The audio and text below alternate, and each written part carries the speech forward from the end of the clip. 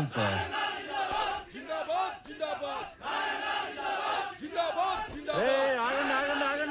ఆగండి. నీ సంగతేంద్ర? ఏంటి సార్ ఇదంతా? అసలు ఆయన ఇంకా ఎక్కడ ఉన్నాడ్రా?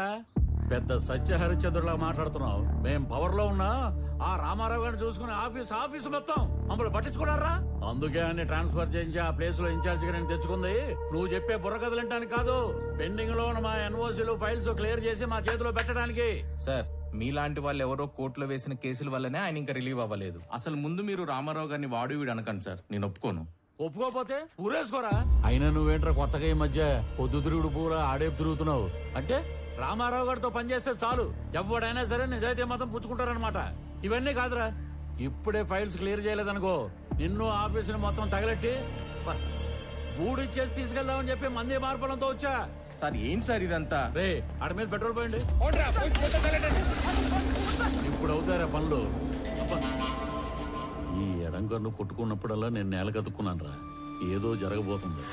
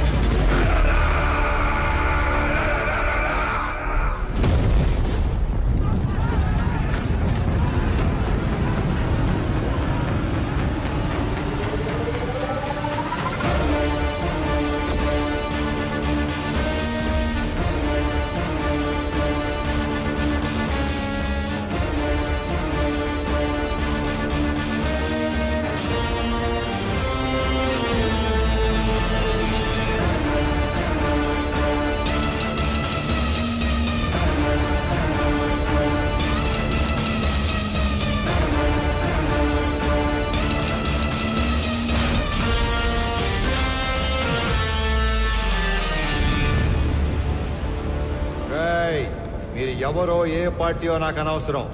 ఎవరైనా సరే అధికారంలో ఉన్నాం కదా అని కొండలు తవ్వేస్తాం, చెరువులు పూడి చేస్తాం, అడ్డంగా భూములు కొట్టేస్తామని దౌర్జన్యం చేద్దాం అనుకుంటే అవుట్ అవుట్.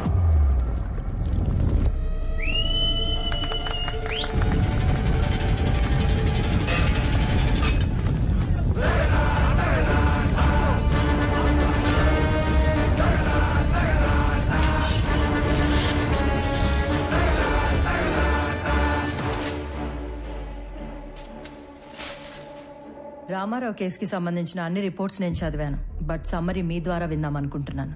అఫ్కోర్స్ యువరానో, మేము రామారావుకి సంబంధించిన అన్ని యాక్టివిటీస్, అతను పెట్టే ఖర్చులు, ప్రాసెస్ చేసిన ఫైల్స్ అన్ని ట్రాక్ చేసి చూశాక ఒకటి కన్క్లూడ్ చేయగలం.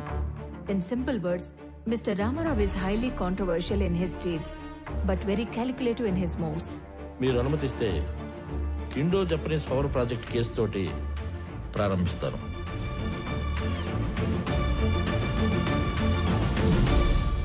నేను కలెక్టర్గా సేవలో ఉండగానే భారత ప్రభుత్వం నిర్మించబోతున్న ఒక అణు విద్యుదుత్పత్తి కేంద్రానికి అంకురార్పణ జరపడం నాకు చాలా సంతోషంగాను కొంచెం గర్వంగాను ఉంది.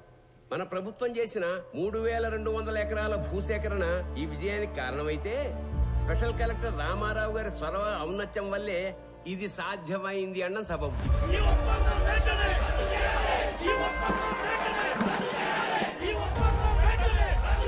హరికి హైతో గారు sir, as a token of appreciation to mister Ramarao, felicitate him please.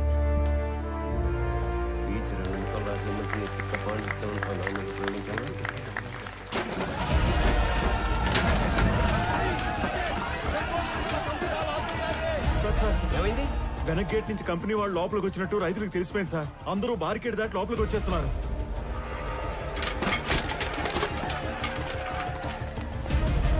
Company వాళ్ళకి సెక్యూరిటీ ఉన్నా ఎందుకైనా మంచిది, రూల్ ప్రకారం ఎస్పీకి ఇన్ఫార్మ్ చేయి. రామారావు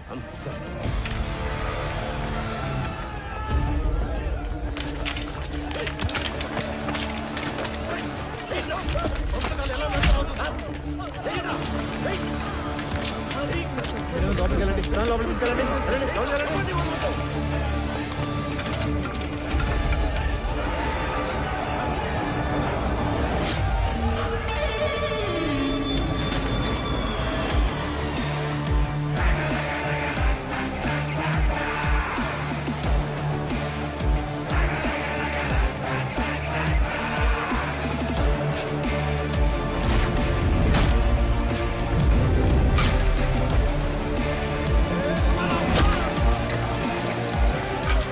డబ్బులు కట్టి భూములు స్వాధీనం చేసుకున్న తర్వాత ఈ గొడవ ఏంట్రా? విప్లవం చేస్తాను అనుకుంటున్నావా? అవును, విప్లవమే. దున్నే ప్రతి రైతు నిత్య హరిత విప్లవం చేపట్టే నీలాంటి వాళ్ళు రోజు మేము పెట్టింది తిని మా మీద పెత్తనం చెలాయిస్తున్నారు. ఏందిరా పెద్ద పెద్ద మాటలు మాట్లాడుతున్నావు? అయిందేదో అయిపోయింది, అందరూ బయటకు వెళ్ళండి. వెళ్ళండి.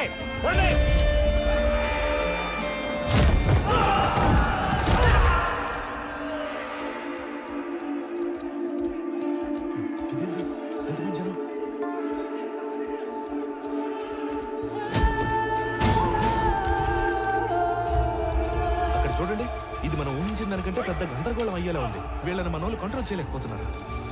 వెంటనే ఎమ్మెల్యే గారికి చెప్తారు. పదండి పదండి.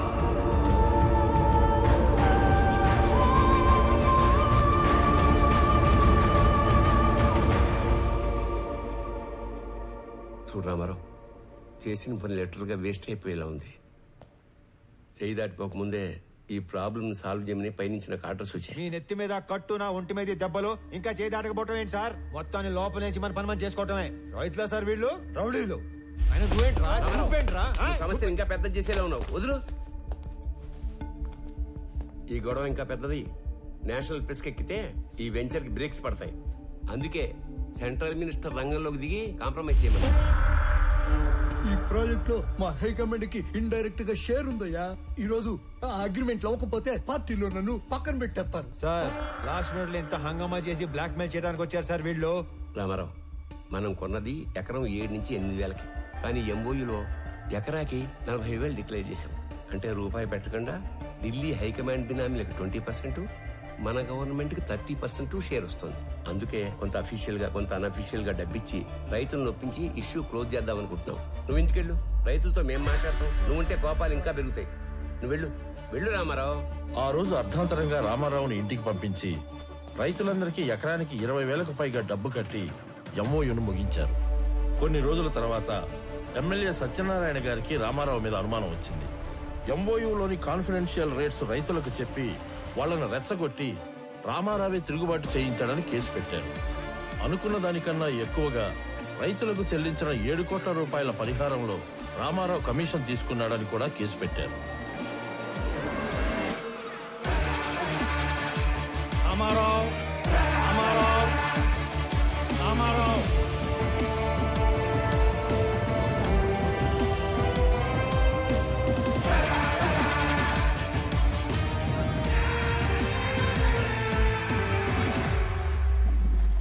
రామారావు గారు, జడ్జ్మెంట్ ప్రొనౌన్స్ చేసే ముందు ఆఖరిగా కోర్టుకి మీరేమన్నా చెప్పాలనుకుంటున్నారా? Thank you for asking your honour. నేను చేసిన తప్పు అయితే నేను చేసిన దానికన్నా 10 ఎక్కువ పెట్టుంటారు వీళ్ళు మీ ముందు. అదే నేను చేసిన మంచి అయితే చేసిందంతా వాళ్ళ మనసులో పదిలంగా పెట్టుకొని ఉంటారు. అంతకంటే చెప్పుకోవడానికి నా దగ్గర ఇంకేం లేదు యువర్ ఆనర్. అభియోగం మోపబడ్డ 17 కేసులలో 3 కేసులు క్లిష్టమైనవి కావడం వలన ఒక ఫ్యాక్ట్ ఫైండింగ్ కమిటీని కోర్టు ఏర్పాటు చేసింది. ఈ కేసులకు సంబంధించిన నిజానిజాల్ని నిర్దేశించి ఒక కామన్ ఆర్డర్ కింద తీర్పు ఇవ్వాలని ఈ కోర్టు నిర్ణయించింది. అన్ని కేసుల పూర్వాపరాలు పరిశీలించి కమిటీ ఇచ్చిన రిపోర్ట్లని పరిగణలోకి తీసుకున్న పిదప సబ్ కలెక్టర్ బి రామారావు గారి మీద మోపబడ్డ ఏ ఒక్క అభియోగం నిరూపణ కాలేదని ఈ కోర్టు తీర్మానించింది. ఆన్ ఎ పర్సనల్ నోట్, ప్రతి ప్రభుత్వ ఉద్యోగి పదవీ స్వీకారం చేసేటప్పుడు ప్రమాణం చేసే ఓత్ ఆఫ్ ఎలిజియన్స్ ని రామారావు గారు 100కి 100 పాళ్లు గుర్తు పెట్టుకుని పాటించినట్లు కనిపిస్తుంది. అధికారం అంటే సేవతో కూడిన బాధ్యత అని అర్థం చేసుకుని అతను చేసిన కొన్ని పనులు బియాండ్ డ్యూటీలా ఉన్నా న్యాయపరంగా ఉన్నట్లుగా నమ్ముతూ అతని మీద ఉన్న అన్ని అభియోగాలని కోర్టు కొట్టివేస్తూ తీర్పు ఇస్తుంది.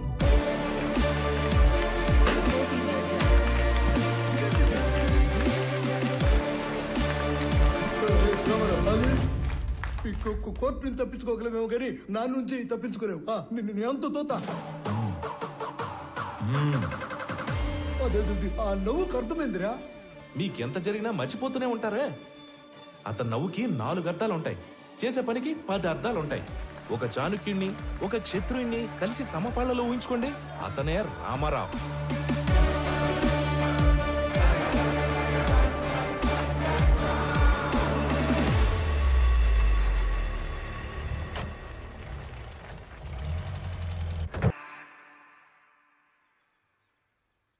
ఇదేంటి మావయ్య, మీ సామాన్లు తక్కువగా ఉన్నట్టున్నాయి? అంటే 2-3 రోజులకే కదా అని. అంటే మిగతావన్నీ ఆయన ఊరు పంపించేస్తారు బాబు. అక్కడికొచ్చి 2 రోజులుండి వెళ్ళిపోతాం. ఇంటి కండిషన్ ఎలా ఉందో ఏమో. మీరు ఎక్కడికి వెళ్తలేదు మావయ్య, అక్కడే మన ఇంటి వెనకాల ఒక ఇల్లు ఖాళీగా ఉంది. నాతో మాట్లాడమని చెప్పాను, మీరు మాతో వస్తున్నారు. మీరు కూడా మా గుమ్మ సముద్రం వాస్తువులు అయిపోతున్నారు. ఇకపై మనందరం కలిసే ఉండిపోతున్నాం. మీకు ఎలా థ్యాంక్స్ చెప్పాలో తెలియట్లేదు అల్లుడు గారు. మీ ఇద్దరు లేకపోతే మేము అల్లాడిపోయేవాళ్ళం. రే బుడ్డడా, మీ నాన్న తాతకి మీ నాన్నమ్మకి గిఫ్ట్లు తెద్దాం పద. ఇప్పుడే వస్తాం అల్లుడు గారు, పద పద. ఏమ్మా ప్యాకింగ్ గొడవల్లో ఉన్నారా? రండి సార్, రండి కూర్చోండి. మీకు కాఫీ తీసుకొస్తాను. అలాగే కాఫీలో కాస్త విషం కూడా కలపమ్మా. మీ ఆయన ఇచ్చే ట్విస్టుల కన్నా అదే బెటర్. నువ్వు కాఫీ తీసుకుని రా, విషయం లేకుండా.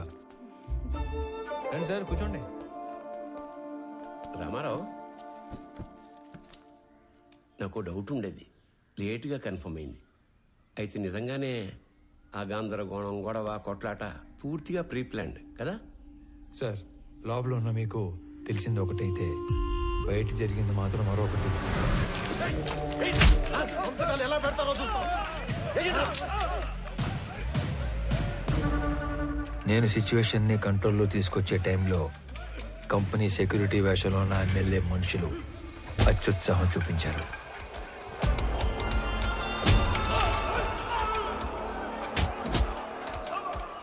రైతుల మీద చెయ్యేస్తే చూస్తూ ఊరుకుంటానా సార్?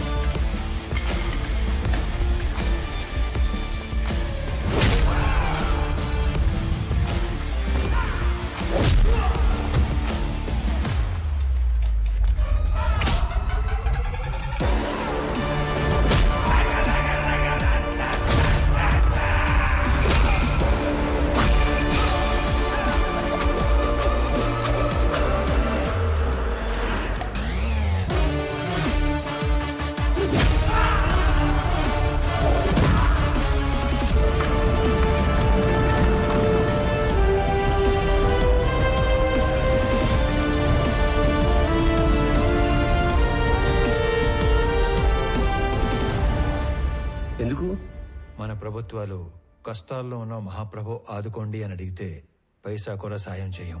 అదే నష్టపరిహారం అయితే లక్షలు ఇస్తాం. అందుకు పని చేయడానికి లంచం తీసుకునేవాళ్ళని చూశాను, పని చేయకుండా ఉండడానికి లంచం తీసుకునేవాడిని చూశాను. కానీ జనం పనిచేసి రిస్క్ తీసుకునేవాడిని నిన్నే చూస్తున్నాను. Really I'm proud of you Ramarao. Sorry, wrong టైంలో వచ్చినట్టున్నాను. లేదమ్మా, రైట్ టైంలో వచ్చావు. ఈ ఆయన మెరుపు లాంటి వాడు, శబ్దం లేకుండా వెలుగునిచ్చే రకం. సొంత ఊరికి వెళ్ళాక కూడా అతన్ని అలాగే మెరవనివ్వండి. మీ ఆయనకి ఇడియోపతిక్ ఇన్సోమ్నియా, అంటే చేసే పని పూర్తిగా పూర్తయ్యే వరకు నిద్ర పట్టదు. అతన్ని నిద్రపుచ్చే ప్రయత్నం చేయొద్దు. అతను మెలుగుగా ఉండడం జనానికి చాలా అవసరం. ట్రాన్స్ఫర్ ఆపలేకపోయాను, sorry. I'm going to miss a revolutionary officer.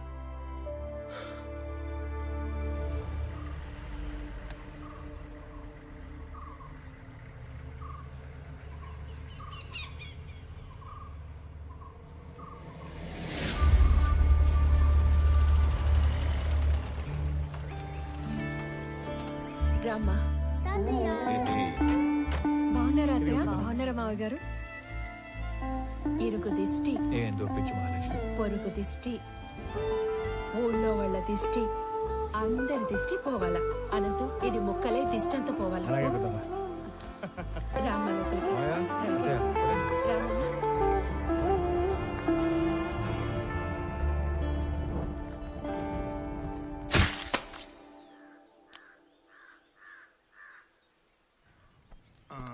Ramarao, పిల్లప్పటి నుంచి మీ నాయన నేను సావాసగాళం. అవకాశం వచ్చింది కాబట్టి చెప్తున్నా ప్రసాదరావు, మీ ఓడికి ట్రాన్స్ఫర్ అయ్యి ఆఫీసర్ గా మనం ఊరికి రావటం వలన మన వాళ్ళకి ఎంత లాభమో తెలుసా? ఏ గమను ఉండవయ్యా, ఛాన్స్ దొరికిందని సన్మాన సభ పెట్టబాకు. వాడికి ఆనంద్ ఎట్లున్నావు? గురుగారు తాగండి, హ్యాపీగా కూర్చొని. నువ్వు తాగుతావా? సర్లే, అబ్బోడు పండగ అయినాక డ్యూటీలో జాయిన్ అవుతాడు. అందరికి తెలిసేట్టు నీ పేపర్లో రాయి. ఇంకో విషయం, కనం పండగ రోజున వేటను కోసి జనానికి నిరుటిలానే బంతి భోజనం పెడతా అన్నాం. ఎన్ని తెగుతున్నాయి?